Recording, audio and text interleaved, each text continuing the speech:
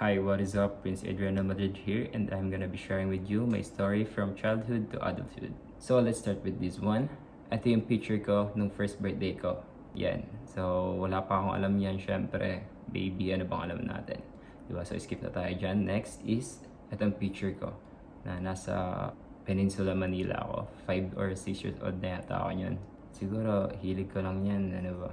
Wala pa rin ako masyadong alam na nung time na yun. And puro laro lang din. Ganun. And next naman is itong feature na to. Nasa SM kami yan ng family ko. And 7 or 8 years old na yata ako yan. Puro laro lang din alam ko yan. Wala pa masyado. Nag-aaral. Elementary pa lang ako yan. So next is itong vid. Na to. Yan. Sumasayaw ako dyan. And 11 years old yata ako yan. So nagsisimula pa lang ako sa mayo niyan and kakatuli ko lang po yata. And in time na mga nagkaka-crush na ako, ganun. Next naman is itong picture na to. Yan. Yan yung time na student pa ako, high school sa Manila. Yan, mahilig din ako sa mayo niyan. And yun, bulak-bulak ako sa high school ko dati. Nag-stop ako ng school ko. So next po is ito naman na picture na to.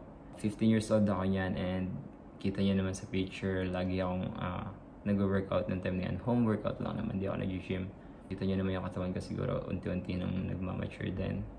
Di pa naman ganun pero unti-unti na. So next naman is itong picture na to. Ito yung picture ko yan sa Universal Studios, Singapore.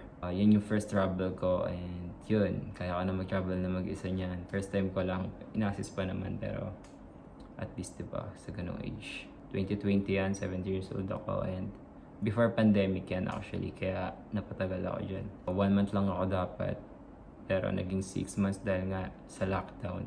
And next naman is etong video na to. Ayun pa rin yun.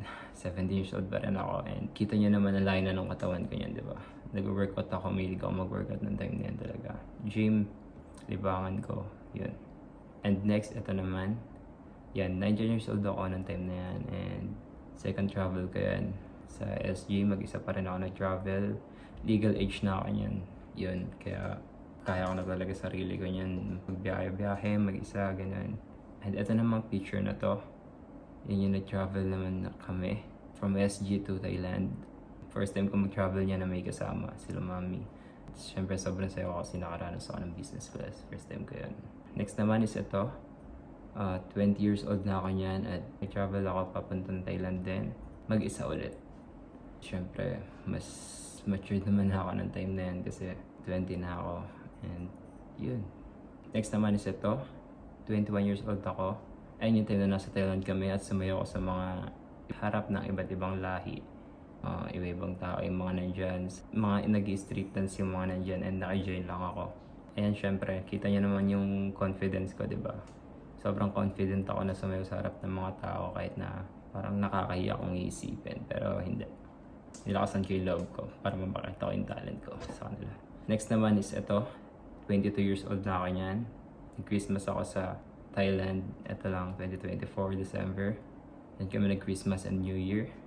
Hilig ko niyan magluto-luto, swimming, and libangan ko dyan. Puro ganun pa ulit-ulit. Linis, mahilig ako maglinis, yun. Natututo na syempre. Gawain bahay, ganun. And syempre, last, ito naman syempre, yung ngayon. Ayun ako ngayon, student, dancer, influencer, fashionista, and syempre, daddy. Sabi ko ginagawa lahat yan, di lang po alata. And kaya medyo pinahirapan ako ngayon sa ganitong sitwasyon pero pilit kong kinakain naman.